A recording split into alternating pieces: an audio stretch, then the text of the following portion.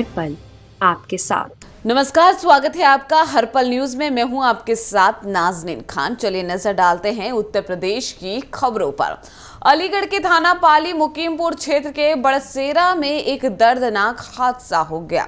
दरअसल आपको बता दें कि यहां एक बिजली लाइन गांव के अंदर खराब पड़े ट्रांसफार्मर को ठीक करने के लिए चढ़ा था। लाइनमैन गांव की खराब हुई बिजली की लाइन को ट्रांसफार्मर पर चढ़कर ठीक कर रहा था। उसी दौरान बिजली के ट्रांसफार्मर पर फीडर से बिजली की लाइन बंद न होने के चलते ट्रांसफार्मर में आ रहे करंट बिजली लाइनमैन की मौके पर ही दर्दनाक मौत हो गई चिपकने के बाद, जिसके बाद आसपास के इलाकों में हाहाकार मच गया। बिजली के ट्रांसफर से चिपक कर हुई दर्दनाक मौत का वीडियो सोशल मीडिया पर तेजी से वायरल हो रहा है। आप भी देखिए। कानपुर के बारा थाना क्षेत्र के अंतर्गत एक बार फिर से संजीत अपहरण के बाद एक और अपहरण का मामला सामने आया है।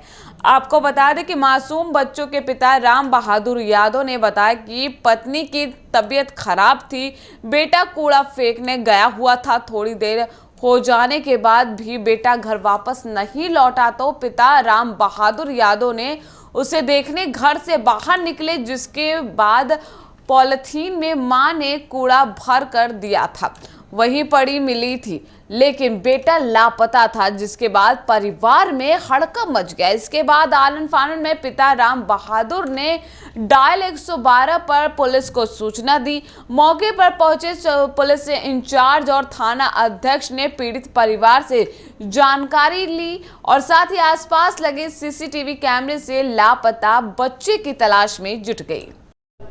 क्या नाम है? राम बहादुर यादव। ये कौन सी जगह है और क्या हुआ है? आई ब्लॉक आई 354 में रहते हैं। आई ब्लॉक विश्व बैंक भर रहा। क्या हुआ है?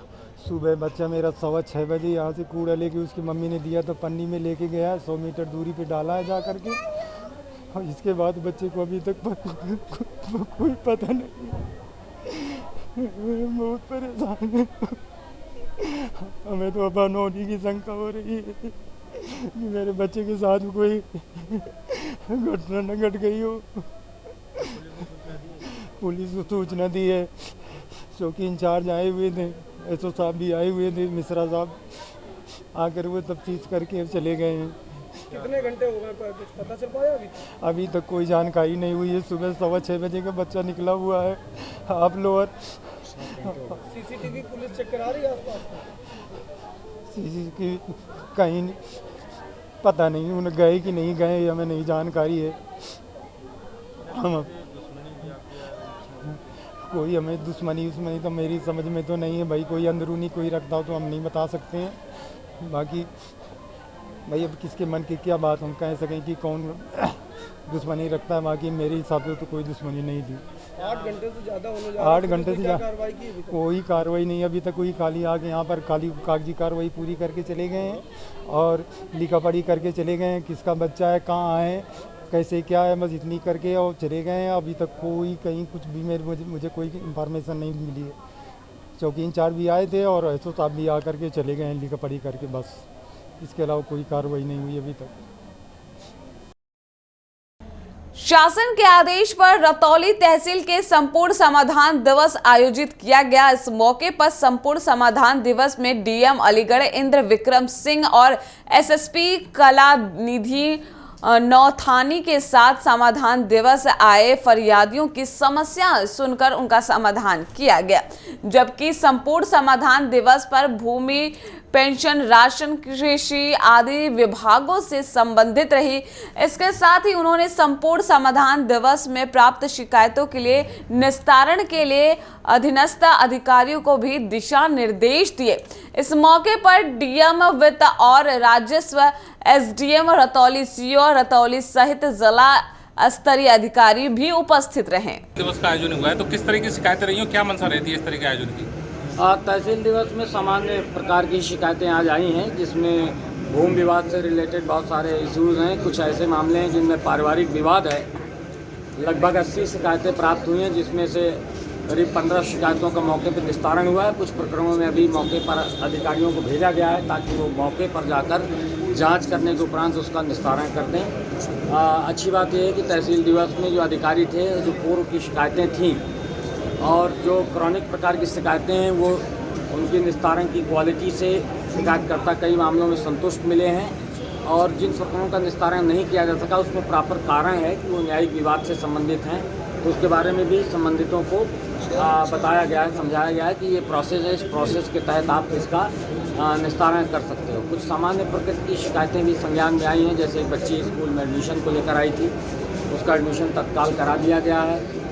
वो बॉयज़ स्कूल था, उसमें गर्ल्स कम थी, तो एडमिशन में कोई रोक नहीं थी, लेकिन शायद बॉयज़ और गर्ल्स का कुछ डिस्प्यूट था जिसकी वजह से उसका एडमिशन नहीं हो पा रहा था। इसी प्रकार से एक विद्यालय में प्रधानाध्यापक के संबद्धीकरण की बात थी कि बहुत दिनों संबद्धीकरण चला रहा है, जिसके कारण उस विद्यालय में कोई प्रधानाचार्य नहीं है, उसका अभी तत्काल प्रभाव से उनका संबद्धीकरण समाप्त कर दिया गया है और जो उनकी मूल तैनाती है उस पर वो आएंगे, नहीं तो उनके खिलाफ कार्रवाई भी की जाएगी।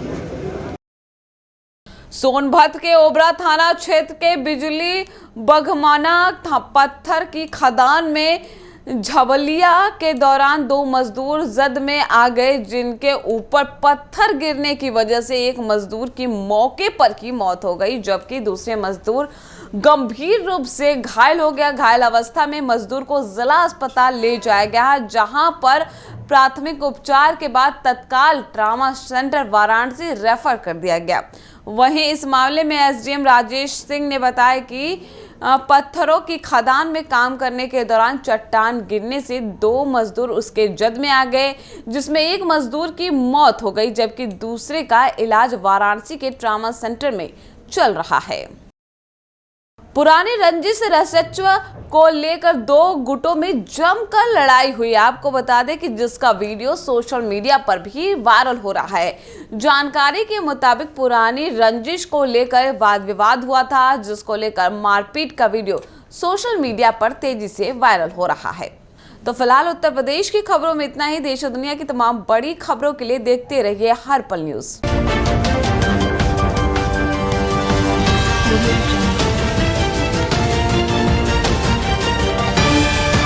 हर पल आपके साथ।